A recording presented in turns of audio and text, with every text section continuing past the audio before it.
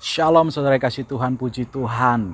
Kita bertemu lagi di dalam ibadah online kita dan tiba saatnya kita akan mendengarkan firman Tuhan. Tentu saudara yang dikasih Tuhan sudah sama-sama berdoa di rumah kita masing-masing dan mari kita akan menikmati firman Tuhan saat hari ini. Ya, hari ini adalah doa dan puasa dan firman Tuhan saya akan berikan tema tentang Yesus penguasa tunggal. Kita akan baca dulu di dalam kitab Mazmur pasal 91 ayat yang ke-15.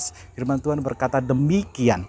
Bila ia berseru kepadaku, aku akan menjawab. Aku akan menyertai dia dalam kesesakan. Aku akan meluputkannya dan memuliakannya. Puji Tuhan, haleluya, luar biasa Allah kita.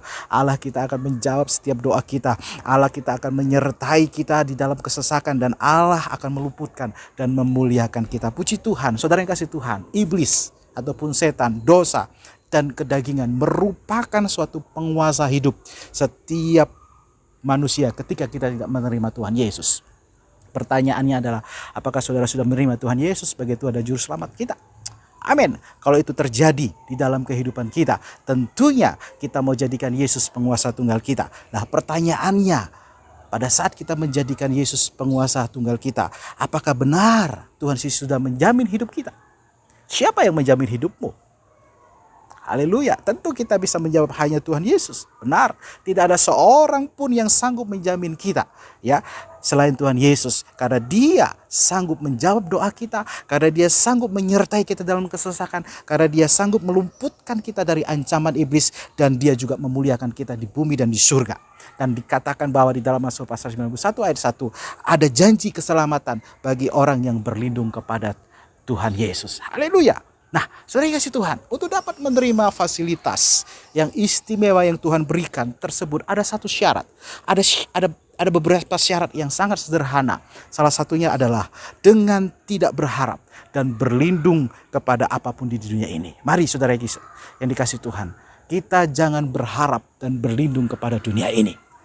Karena dunia ini akan binasa. Karena dunia ini penuh dengan dosa. Tentunya syaratnya itu yaitu hanya berharap kepada Tuhan Yesus. Karena Dialah satu-satunya tempat perlindungan kita. Di dalam Mazmur pasal 91 ayat 1. Dia adalah satu-satunya tempat perlindungan kita. Dan yang terpenting, jadikan Yesus penguasa tunggal kita. Nah, mengapa kita harus menjadikan Tuhan Yesus menjadi penguasa tunggal kita? Perhatikan saudara kasih Tuhan.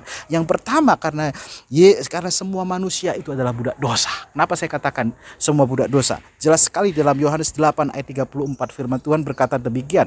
Yohanes 8 ayat 34 dikatakan, kata Yesus kepada mereka, aku berkata kepadamu, sesungguhnya setiap orang berbuat dosa adalah hamba dosa. Tidak ada yang sempurna kita sebagai manusia. Semua orang berdosa. Nah, tetapi mari kita jangan menjadi budak dosa. Ya, kita jangan menjadi budak dosa. Ya, kita mau jadikan Tuhan Yesus penguasa tunggal kita.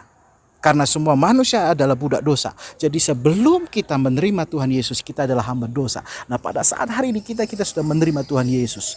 Jangan kita menjadi hamba dosa. Jangan kita dikendalikan oleh kehidupan yang ada di dunia ini. Karena manusia itu selalu hidup di dalam penguasaan hawa nafsu kedagingan. Kalau kita masih hidup di dalam itu, berarti kita masih dalam budak dosa. Mengapa Yesus sebagai penguasa tunggal atas hidup kita? Mengapa kita harus menjadikan Dia? Tentunya Yesus menebus kita untuk menjadi miliknya. Haleluya.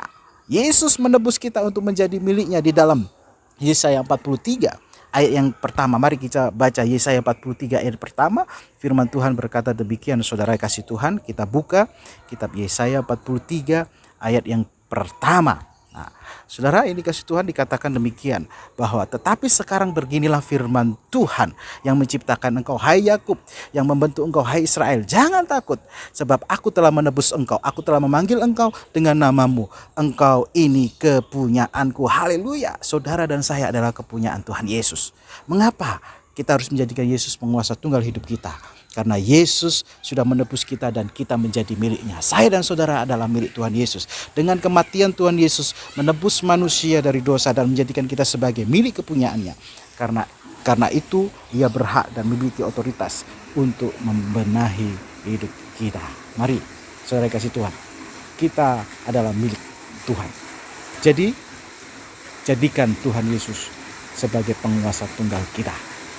Ya, saudara kasih Tuhan, mengapa kita menjadikan Tuhan Yesus sebagai penguasa tunggal kita. Yang ketiga, karena Yesus adalah Tuhan atas hidup kita. Benar, Yesus adalah Tuhan atas hidup kita. Untuk bebas dari dosa, untuk bebas dari perhambaan, maka kita harus memperhambakan diri kepada Kristus sebagai penguasa hidup kita. Puji Tuhan. Itulah firman Tuhan yang singkat saat hari ini. Biarlah kita memberkati kita semua. Dan saya percaya bahwa jadikan Yesus penguasa hidup kita, dan kita akan mendapatkan fasilitas yang dikatakan di dalam Mazmur pasal yang ke-91 ayat 15. Pada saat kita berseru kepada Allah, Allah akan menjawab. Dia akan menyertai kita dalam kesesakan. Allah akan meluputkan kita, dan Allah akan memuliakan kita. Puji Tuhan, mari kita ambil keputusan saat hari ini menjadikan Yesus sebagai penguasa tunggal hidup kita, dan membiarkan Yesus menuntun setiap langkah-langkah kehidupan kita. Mari saudara, kita akan berdoa bersama. Segala puji dan syukur hanya bagi-Mu Tuhan. Kami percaya Engkau Allah penguasa kehidupan kami, dan Engkau lah satu-satunya Allah kami. Tuntun hidup kami sehingga kami menerima segala fasilitas yang Tuhan berikan. Di dalam nama Tuhan Yesus Kristus, haleluya, amin. Tuhan Yesus memberkati.